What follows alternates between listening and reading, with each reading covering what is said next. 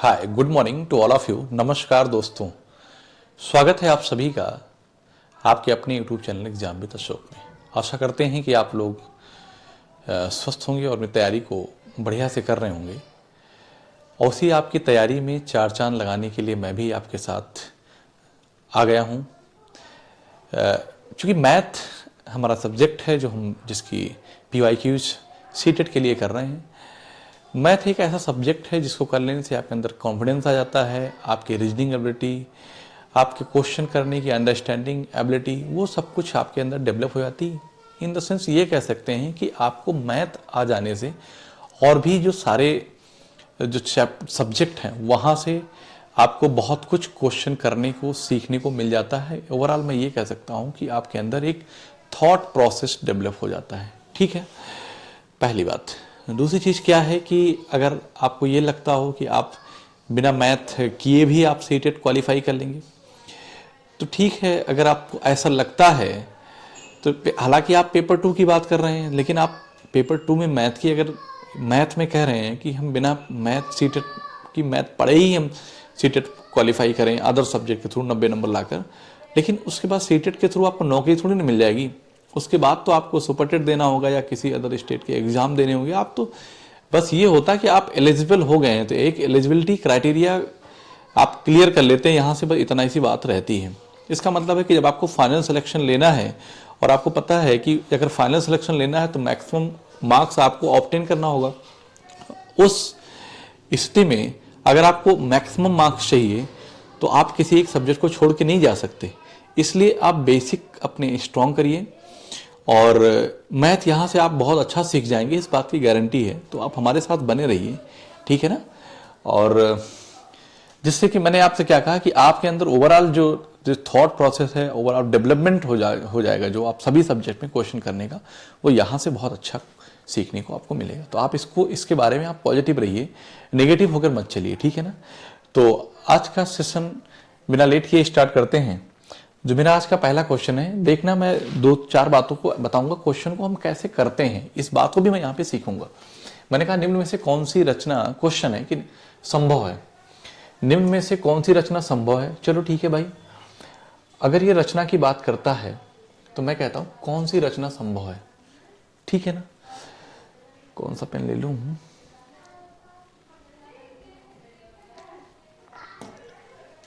हाँ। तो आप मेरी बात ध्यान से सुनो।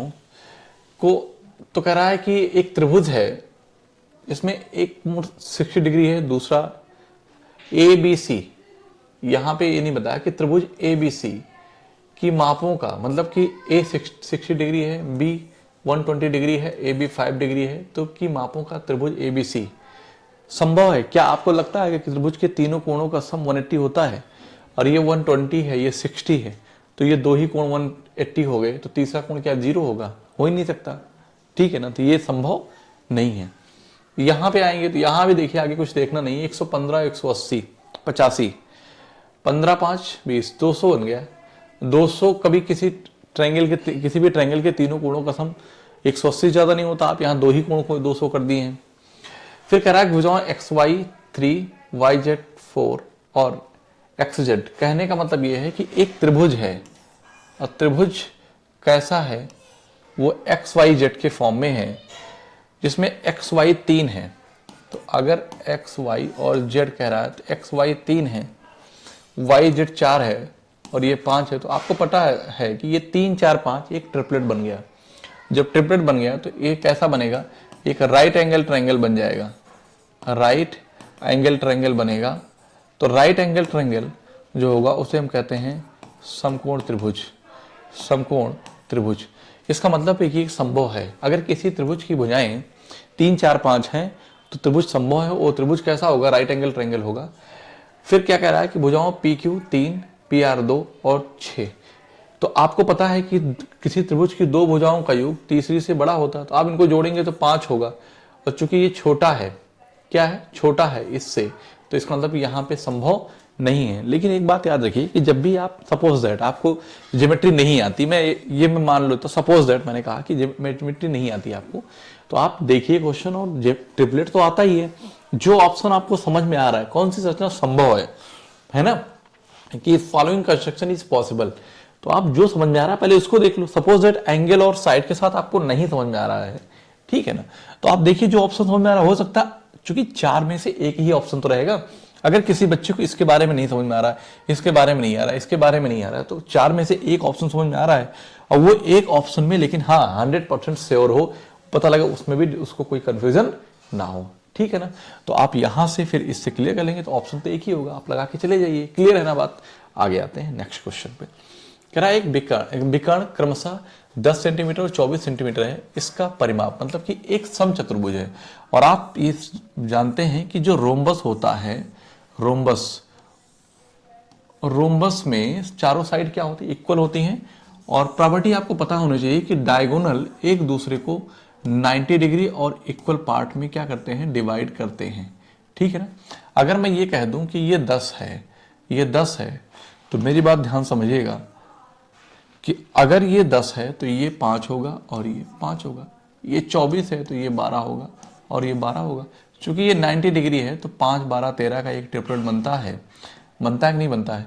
तो 13 ये है तो 13 ये, चूंकि रोम्बस है तो सभी साइड इक्वल होती हैं, तो ये भी 13 होगा। तो 13 चौको 52, यही आपका आंसर बन जाएगा, ठीक है। नोट करके लिखना चाहो तो लिख लो कि समचतुर्भुज के विकर्ण एक दूसरे को इक्वल और 90 डिग्री पे विभाजित करते हैं। तो नोट करके लिख देता हूं, यही सी प्रॉपर्टी का मैंने यहां पे यूज किया है कि समबाहु त्रिभुज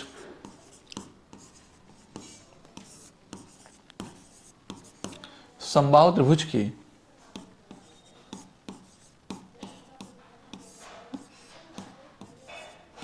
विकर्ण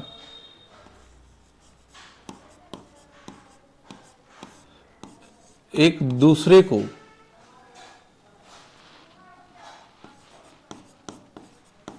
बराबर एवं 90 डिग्री पर विभाजित करते हैं।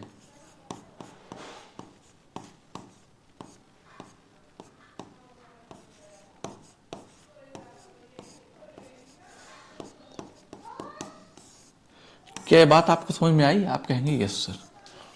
समबाहु त्रिभुज के विकर्ण एक दूसरे को बराबर एवं 90 डिग्री पर विभाजित करते हैं। क्लियर है। इसी प्रॉपर्टी का यूज किया है कि एक समबाहु त्रिभुज है और सभी भुजाएं क्या होती हैं, समान होती हैं। सभी भुजाएं समान होती हैं। मेरा ये मानना है कि आप इसी क्लास से ही सब कुछ आप सीख जाएं, मतलब एक एक क्लास आप पढ़ते चले जाएं और कंसेप्ट आप सीखते चले जाएं, अलग से थ्योरी पढ़ने की जरूरत ना पड़े, अगर आप सीरियस हैं तो। एक पानी की टंकी है जिसकी आधार त्रिज्या 1.5 एवं 70 सेंटीमीटर ऊंचाई है। पानी की वह मात्रा लीटर में क्या है जिसे टंकी में संग्रहित किया जा सकता है। तो मैं यहां पे कहूंगा, ध्यान सुनिए, कि एक टंकी है, कैसी है, वो बेलनाकार है।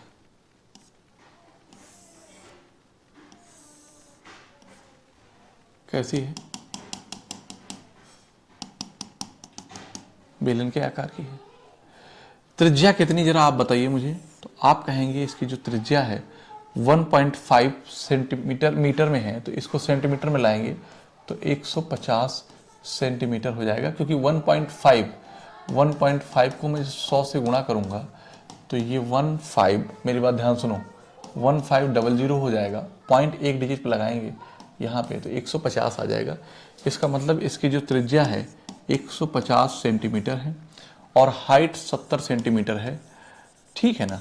हमसे कह रहा है कि लीटर में, तो मुझे एक चीज पता है कि 1000 सेंटीमीटर क्यूब बराबर 1 लीटर के। 1 लीटर के। आप कहेंगे यस सर, यहाँ पे किसी बच्चे को कोई प्रॉब्लम है? नहीं, ये आपको पता होना चाहिए। ये नहीं पता है तो आप सवाल नहीं कर पाएंगे, इस बात को याद रखिए। तो मैं ऐसा मान लेता हूँ कि ये इंपॉर्टेंट है यहाँ पे, ठीक है। अब चूंकि इस टंकी का आयतन निकाल लें हम, वो आयतन किस में आएगा, सेंटीमीटर क्यूब में आएगा, क्योंकि ये भी सेंटीमीटर में कर लिया, ये भी सेंटीमीटर। तो बेलन का जो आयतन है, तो टंकी का आयतन अगर बात करूंगा, टंकी का जो आयतन है बेटा वो क्या हो जाएगा, आप कहेंगे कि πr²h, ठीक है। आधार का क्षेत्रफल इंटू ऊंचाई, पाई की वैल्यू क्या होती है, 22/7 होती है, यहाँ पे दिया भी है। और आर का मान 150 गुणे 150, आप कहेंगे यस सर कोई दिक्कत नहीं है। और h कितना दिया है, 70 दिया है, 7 से कट करेंगे, ये कट जाएगा, ये यहाँ पे क्या आ जाएगा, 10 आ जाएगा, ठीक है ना। तो 15 15 हम 225, ठीक है ना, 15 15 225 या 15 दूनी 30 के 0, अरे ऐसे लिख दो, बात खत्म। 15 15 हम 225 और 22 गुणे, और गुणे का क्या है 10, जो आया है किस में आया, सेंटीमीटर क्यूब में आया है। आप कहेंगे यस सर, ठीक है ना। इतने सेंटीमीटर है। अगर मैं कहता हूं कि 1000 सेंटीमीटर की वैल्यू क्या है, 1 लीटर है, तो मैं कुछ करना नहीं है, मुझे 1000 से डिवाइड कर देना है, तो किस में चेंज हो जाएगा ये। चलो मैं इस बात को मैं यहाँ पे ऐसे लिख लेता हूँ। अब मैं क्या करूँगा, 22 पंचे 110 के 0 हासिल कितना 11, और 22 दूना 44, 10 चौगुन 1 55 के 5 हासिल 5, और 22 दूना 44 5 49। आप कहेंगे यस सर कोई दिक्कत नहीं है, और एक जीरो और लगा देंगे, क्लियर है ना, एक जीरो और लगा देंगे, ठीक है। 22 पंचे 110 के 0 हासिल, हाँ ठीक है, क्लियर है बात। ये क्या आ गया, ये आ गया सेंटीमीटर क्यूब, इतना सेंटीमीटर क्यूब आया। आप लीटर में कन्वर्ट करना है, सही गुना किया है, 22 पंचे 110 के 0 हासिल 11, हाँ ठीक है, और 22 दूना 44, और 10 चौगुन 1 55 के 5 हासिल 5, 22 दूना 44 5 49, 4950 हो गया, एक जीरो और लगा दिया, ये यहाँ पे हो गया, ठीक है। अच्छा 2 जीरो यहाँ का मैंने छोड़ ही दिया है, तो 2 जीरो और मैं यहाँ पे लगाऊंगा, ठीक है। तो यहाँ पे 2 जीरो और लगाऊंगा यहाँ पे, क्योंकि 150 50 है, क्या है 150 50। अब इतना सेंटीमीटर क्यूब आ गया, तो अब लीटर में कन्वर्ट करना है, तो आप 1000 से डिवाइड कर दो इसको, तो 3 जीरो यहाँ पे कैंसिल हो जाएगा, तो बनेगा क्या आपका 4950, ये जो हो जाएगा 4950 लीटर आ गया। बताइए यहाँ पे किसी बच्चे को अगर कोई दिक्कत है तो, इसका मतलब है कि उस टंकी की जो क्षमता है ना 4950 लीटर है, ठीक है ना। समझ में आई बात कि नहीं आई। अगर ये डेटा आपको पता है तो आप सवाल आराम से कर लेंगे, कोई दिक्कत नहीं है। अगले सवाल की तरफ अगर हम आए तो ये क्या कह रहा है कि क्रमशः यदि किसी समलंब की समांतर भुजाएं क्रमशः 12 एवं 6 मीटर है और इस समलंब का क्षेत्रफल एक वर्ग के समान है, जिसका विकर्ण 6√a² मीटर है, तो इस समलंब की समांतर भुजाओं के बीच की दूरी ज्ञात करें। इसका मतलब क्या हुआ कि समलंब क्या होता है, एक ट्रेपेजियम है। समलंब चतुर्भुज में 2 भुजाएं समांतर और 2 असमांतर होती हैं, उनके बीच की दूरी आपसे फाइंड करने की h बोला है, ठीक है ना। और ये है कितना 6 और 12 मीटर में है, तो मुझे पता है कि समलंब का क्षेत्रफल एक वर्ग के समान है, और जिस वर्ग का विकर्ण कितना है 6√2 सेंटीमीटर है, तो मैं कहता हूं वर्ग का क्षेत्रफल भुजा का स्क्वायर होता है, और इसका जो क्षेत्रफल ट्रेपेजियम का होता है 1/2, समांतर भुजाओं का योगफल 12 + 6 इंटू उनके बीच की दूरी। हमें इसका विकर्ण दिया है, किसका, एक वर्ग का विकर्ण दे रखा है। वर्ग का विकर्ण क्या होता है a√2 होता है, a√2 बराबर 6√2 मीटर के, ठीक है। √2 से √2 कैंसिल हो जाएगा, तो a की वैल्यू कितना आ जाएगी 6 मीटर के। आप कहेंगे यस सर, यहीं पे हम लिखेंगे तो ये हमारा क्या हो जाएगा, हमें h निकालना और कुछ करना है नहीं, उनके बीच समलंब की समांतर भुजाओं के बीच की दूरी। तो बस यहाँ पे मैं लिखूंगा, तो ये 12 6 18 9 हो जाएगा, कितना हो जाएगा 9 हो जाएगा, 9h जो भी रहेगा मीटर में रहेगा, और ये 36 मीटर स्क्वायर है, ठीक है। यहाँ भी मीटर है तो लिख नहीं रहा हूँ मैं, यूनिट नहीं लिख रहा हूँ, ठीक है ना, यूनिट नहीं लिख रहा हूँ। तो 9 चौक क्या हो जाएगा 36।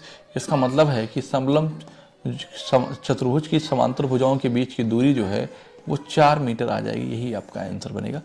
कितना आसान सवाल है, क्या आप मानते हैं कि नहीं। कंसेप्ट क्लियर है तो बहुत आराम से सवालों को आप बना पाएंगे। क्लियर करा 10 लड़कियों की लंबाइयों के आंकड़े जो सेंटीमीटर में मापी गई हैं निम्न हैं: 135, 150, 139, 128, 151, 132, 146, 149, 143, 141। माध्य लंबाई से अधिक लंबाई वाली लड़कियों की संख्या ज्ञात करें, ठीक है ना। तो बस आप कहने का मतलब है कि इनका आपको मीन निकालना है बेटा। क्या निकालना है, मीन निकालना है। तो आप यहां पे लिख दो 135 अलग से, 150, ठीक है, बता देता हूं, आप चाहो तो जोड़ के करो और चाहो तो मैं जो डेविएशन वाला मेथड बताता हूँ उससे कर लो, वो ज़्यादा आसान रहेगा क्योंकि बहुत कम डिफरेंस है। 141, 132, 146, 146, 149, 143, 141। ठीक है, तो इनका जो एवरेज है ना, अगर वो मीन 140 मैंने मान लिया फॉर एग्जांपल, ये अपने साइड से हम मान सकते हैं, तो कंपेयर करेंगे, ये -5 कम है लेकिन ये प्लस का 10 ज़्यादा है। पेन चेंज कर लूँ बेटा? चलो ठीक है, अगर मैं पेन चेंज करूँ तो बताइए, पेन चेंज करके लिखता हूँ मैं यहीं पे। तो देखो क्या चेंज आ रहा है, इसको देखो, 140 से कितना कम है? 5 कम है। ये प्लस का 10 ज़्यादा है, ये माइनस का 1 कम है, ये माइनस का 12 कम है, 151 है ना, तो 40 प्लस का कितना है? 11 है, माइनस का 8 कम है, प्लस का 6 ज़्यादा है, प्लस का 9 ज़्यादा है, प्लस का 3 ज़्यादा है और प्लस का 1 ज़्यादा है। ठीक है, तो आपको पता है कि 12 5 17, 12 8 20, 5 25, 1 26। देखो 12 8 20, 5 25, 1 26। ठीक है ना, तो 11 9 20, 9 20, 6 26 कट गया, तो 10 3 13, 1 14 है। कितना बेटा? 14 है। वो किस में आएगा? प्लस में है, तो 14 जो है ना ये 10 से डिवाइड होगा, तो इसको लिखेंगे 1.4। इसका मतलब है कि 141.4 इनका मीन है। 141.4 मीन है। 141 से कितने नंबर ज़्यादा हैं? तो आप कहेंगे 1, फिर 2, फिर 3, फिर 4, फिर क्या? 5। तो कितनी लड़कियां हैं जो मीन से ज़्यादा हैं? तो आप कहेंगे सर 5 लड़कियां हैं जो मीन से अधिक है। क्या ये बात आपको समझ में आई? आप कहेंगे यस सर। आगे चलते हैं। इस क्वेश्चन में कुछ मिसिंग था बेटा, मैंने अपने साइड से इसको ऐड कर दिया है। मतलब अपने साइड से क्या, क्वेश्चन में टाइपिंग एरर था। तो यदि कोण x का पूरक कोण 4x के यहाँ की वैल्यू है और ये यहाँ की वैल्यू है, ये यहाँ की है, ठीक है ना, तो क्या कहना है, यदि कोण x का पूरक कोण 4x के संपूरक के बराबर है, यहाँ पे बराबर पूरा नहीं लिखा है, और कोण y का, y यहाँ रहेगा, y का संपूरक अपने पूरक का 4 गुना है, तो x प्लस वाई का मान ज्ञात कीजिए। इसका मतलब इस क्वेश्चन में 2 स्टेटमेंट दिया है, दोनों से आप x और y की अलग अलग वैल्यू आपको मिल जाएगी। कह रहा है यदि कोण x का पूरक, पूरक का मतलब क्या होता है? 90 डिग्री। तो मैं कहता हूं कि 90 माइनस x, ठीक, कोण 4x के संपूरक के बराबर है, तो 180 माइनस जब 4x करूंगा तो ये क्या हो जाएगा? ये बराबर हो जाएगा। आप कहेंगे दोनों सेम साइन है तो कितना आ जाएगा? 90 आ जाएगा, घट जाएगा। डिफरेंट साइन है तो घटेगा, इधर ज़्यादा है तो ये वाला आपका आ जाएगा 3x। तो यहाँ से हमें क्या मिल जाएगा? 30x की वैल्यू क्या होगी बेटा? 30 डिग्री मिलेगी। आप कहेंगे यस सर, कोई दिक्कत नहीं है। और क्या कह रहा है? और कोण y का संपूरक, तो y का संपूरक इसका मतलब है कि 180 माइनस वाई का संपूरक हो गया, अपने पूरक का 4 गुना है। इसका मतलब है कि 90 माइनस वाई, अपने मतलब y का 4 गुना क्या है? ये है। तो इसको मैंने क्या कर दिया बेटा? बराबर कर दिया। तो 9 चौक 36, 360 हो गया, माइनस का 4y हो गया, ये 180 माइनस वाई है। दोनों का डिफरेंस लिखेंगे, 180 आ जाएगा, ठीक है ना, और ये उधर चला जाएगा तो ये 180 हो जाएगा इधर, और ये आ जाएगा 3y। तो 3 से करेंगे तो 3 छक 18। इसका मतलब y की जो वैल्यू आई बेटा वो कितनी आ गई? आप कहेंगे सर 60 डिग्री आ गई। तो आपसे पूछा क्या है? आपको x मिल गया और y मिल गया, तो ये 30 डिग्री प्लस 60 डिग्री दोनों को जोड़ेंगे तो कितना बन जाएगा? ये 90 डिग्री बनेगा। आप कहेंगे यस सर।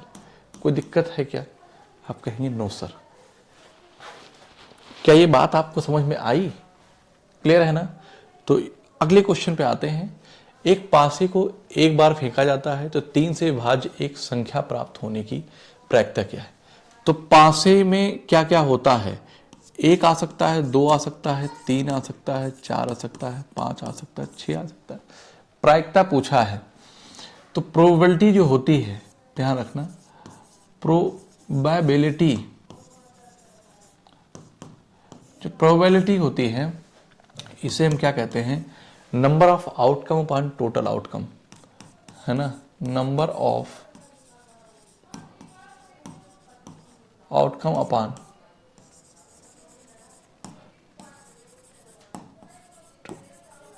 Total outcome. कोई दिक्कत यहां पे? आप कहेंगे नो सर। इसका मतलब जब आप पासा फेंकते हैं तो पासे में कितना होता है, 1 2 3 4 5 6, इसका मतलब है कि इसी 6 में से कोई एक वैल्यू आनी है, ठीक है ना। लेकिन वो कह रहा है कि 3 से विभाज्य एक संख्या प्राप्त करने की प्रायिकता क्या है, तो 3 से विभाज्य या तो 3 होगा या 6 होगा। इसका मतलब है कि जो टोटल आउटकम है वो कितने हैं, 6 हैं, और उसमें से 3 से विभाज्य आने की प्रायिकता तो कितनी, 2 है। तो 2/6 लिखा गया, तो 3 से कट किया तो मैं कहूँगा 1/3, यही प्रोबेबिलिटी आ जाएगी किसकी, 3 से विभाज्य होने की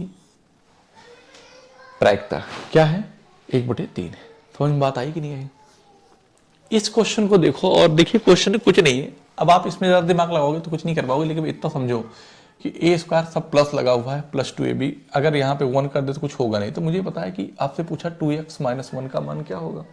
तो मेरी बात ध्यान से सुनो कि अगर यहाँ से मैं 2019 कॉमन ले लूँ, 2019, तो यहाँ 2019 और 1 बचेगा तो क्या हो जाएगा, 2020 हो जाएगा। आप कहेंगे यस सर, और प्लस का ये जो है ये भी क्या है, 2020 है।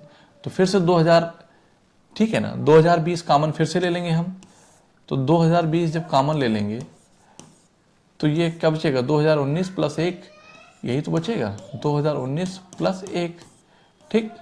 तो मैं यहाँ पे क्या कहूँगा इसको कि 2020 गुणे 2020, इसका मतलब क्या होगा कि जो बाहर आएगा वो कितना आ जाएगा, 2020 आ जाएगा। हमसे पूछा है इनका मान क्या होगा, तो 2 से गुणा करेंगे, x की वैल्यू मुझे मिल गई, x का मान मुझे मिल गया, यही क्या है, यही बेटा x है, यही क्या है, यही मेरा x है।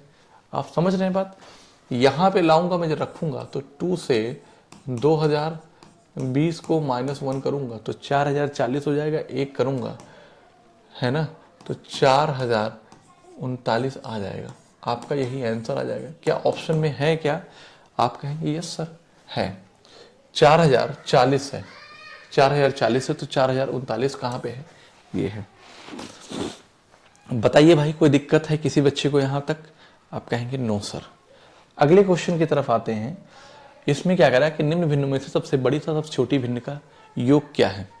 वैसे तो मुझे देखने से पता चल रहा है कि सभी भिन्न क्या है, प्रॉपर है। जब भिन्न लिखी हो, जैसे 2 भिन्न लिखी है कि 3/5 और 6/7 लिख दिया, क्या लिख दिया, 7 लिख दिया, तो यहाँ पे ये अंश है, ये हर है, यहाँ पे भी अंश है, ये हर है, दोनों के हर अंश की तुलना में बड़े हैं, तो क्या कहलाएगा कि ये जो है ये प्रॉपर भिन्न है। आपको यहाँ पे प्रॉपर को हम क्या बोलते हैं, हम उचित भिन्न है। तो इसका एक तरीका भी होता है, मैं ऑप्शन से देख के बता दूंगा। उसने कहा है कि सबसे बड़ी सबसे छोटी भिन्न का योग बताओ क्या होगा। तो आप देखिए कि लिखा क्या है, 4/9 लिखा है, मैं यहाँ पे लिख देता हूँ बड़ा सा थोड़ा सा, और ये क्या लिखा, 5/6 लिखा है, और यहाँ क्या लिखा, 11/24 लिखा हुआ है, और ये 8/11 लिखा है। आप मेरी बात समझिए, ये 6 में से आधा 3 होता तो आधे से ज़्यादा है, यहाँ 9 से आधा 4.5 होता है, आधे से कम है, यहाँ 24 का आधा 12 होता है, ये भी आधा कम है, ये 11 का आधा कितना होता है, तो आप कहेंगे सर 11 का आधा जो होता है वो 5.5 होता है, उससे ज़्यादा है। लेकिन अगर इसका मतलब है कि या तो ये बड़ी है या तो ये बड़ी है, तो आप इन दोनों में अगर बड़ा चेक करना चाहोगे तो यहाँ 11×5 = 55 और 8×6 = 48, तो इसका मतलब ये वाली बड़ी है, ये छोटी है, ठीक। 5/6 क्या है, सबसे बड़ी भिन्न है। आप इनमें और इनमें चेक करो कौन सा, 24 चौका 96 और 11 9 99, इसका मतलब सबसे छोटी संख्या कौन सी है, 11 और 99, सबसे छोटी संख्या ये है। क्यों? क्योंकि 11 9 99 और 24 चौका 96। अरे भाई इधर करूंगा तो कितना आ जाएगा, 96 आएगा, ये 99 आएगा, ठीक। तो ये सबसे छोटी क्या है, ये है। तो हमसे पूछा क्या है, इन दोनों का सम क्या होगा, तो मुझे पता चल गया। तो मैं कहने का मतलब ये है कि 4/9 + 5/6 5/6 को जब जोड़ूंगा तो इनका एलसीएम लूंगा तो मैं 3 से मल्टीप्लाई करूंगा और इसको मैं किससे करूंगा, 2 से मल्टीप्लाई कर दूंगा। तो बस मुझे पता चला 15 और 8, 5 3 15 प्लस 8/18 और 15 8 कितना होता है, 23 होता है। 23/18 आंसर बन जाएगा। ठीक है, किसी बच्चे को अगर नहीं समझ में आया तो मैं और भी बता देता हूँ भिन्न को। जैसे क्वेश्चन में यही लिखा था 4/9, ठीक है ना, 5/6, 11/24। देखो कुछ तो आपको दिमाग में रखना ही होगा। जैसे आप 3 भाई बहन हैं तो आपके पापा ने एक सामान लाया और आप कहा कि जाओ तीनों लोग बांट के खा लो, तो आपको कितना हिस्सा मिलेगा, 1/3 मिलेगा। 1/3 मिलेगा, इसका मतलब 3 में से 1 हिस्सा मिलेगा। तो यही चीज है, इसका टोटल 4 है, 4 का आधा 9 है, 9 का आधा 4.5 होता है, तो आधे से कम है। आधे से कम ये भी, आधे से ज्यादा ये, आधे से ज्यादा ये। अगर इन दोनों में बात करें तो इसका यहां से मल्टीप्लाई करूंगा तो कितना हो जाएगा, 99 और 6 क्या होगा, 48 होगा। ये बड़ा है, इसलिए मैंने कहा कि इन दोनों की तुलना में ये बड़ा है। इन दोनों में मुझे चेक करना होगा। 24 चौका क्या लिखूंगा मैं, 96 लिख दूंगा और 11 9 में क्या लिखूंगा, 99 लिखूंगा। तो ये वाला जो है बड़ा है, ये छोटा है। इसका मतलब है कि सबसे बड़ा ये है और सबसे क्या है, सबसे छोटा इन दोनों में ये है। तो बस हमने जोड़ दिया, हमारा आंसर आ गया। क्लियर है, बात समझ में आई कि नहीं है। दूसरा तरीका क्या बन सकता है इसका, और भी बता देता हूं आपको। एक परसेंट से भी होता है, ज्यादा कंफ्यूज मत हो, आप सवाल करो, अगर नहीं आता तो आप कमेंट के माध्यम से बताइए, ठीक है ना, कि x का व्युत्क्रम क्या है, जहां x की वैल्यू 2/3 की पावर -3 डिवाइड बाई 1/2 का होल स्क्वायर इंटू 2/3 का होल स्क्वायर दे रखा है। तो x का व्युत्क्रम क्या है, तो x की बात करूंगा तो मैं ये कहूंगा बेटा, इसको मैं अगर 3/2 लिख दूं, 3/2 लिख दूं तो कोई दिक्कत क्या, इसकी पावर चेंज हो गई, अब 3 हो गई। ये डिवाइड में है, तो जब डिवाइड में है तो ये आएगा तो गुणा में आ जाएगा। तो इसका मतलब है कि 2 2 जा 4, मतलब कि 2/1 लिख सकता हूं मैं पलट के, चूंकि डिवाइड में है तो ये होल स्क्वायर आ जाएगा। और ये ऐसे ही रहेगा, 2 दूना 4 और 3 त्रिका 9 आप कहेंगे ये सब, ठीक है। ये तो x की वैल्यू आ जाएगी, 3 त्रिका 9 त्रिक 27 और 2 दूनी 4 दूनी 8। यहाँ पे ये क्या बनेगा, 4 और ये 4/9 आप कहेंगे ये सब। तो 9 त्रिक 27 हो जाएगा, 4 दूना 8 रहेगा और 2 दूना 4 हो जाएगा, तो 3 दूना 6 आ गया। इसका मतलब क्या आया, x की वैल्यू क्या आई, 6 आई। तो x इनवर्स पूछा है, मतलब व्युत्क्रम पूछा है, तो क्या हो जाएगा, 1/6 आ जाएगा आंसर। यही आपका आंसर होगा। आई होप कि आपको अच्छा लगा होगा और समझ में भी आया होगा। मैंने आपसे क्या कहा कि अगर आप मैथ को अच्छा कर लेते हैं तो आपकी जो थॉट प्रोसेस है, मतलब कि आपके सारे सब्जेक्ट जैसे कि साइको हो गया, हिंदी हो गया, संस्कृत हुआ, इंग्लिश हुआ, इन सब को क्वेश्चन करने का जो आपका अप्रोच होगा वो बिल्कुल बदल जाएगा, इस बात की गारंटी है। और अगर आपको मैथ के नहीं आती है तो आप फिर आप वही ना रटंत विद्या में बने रहेंगे, ठीक है ना। तो आज के लिए इतना ही रखते हैं, मिलते हैं आपसे हम अगली क्लास में। जय हिंद।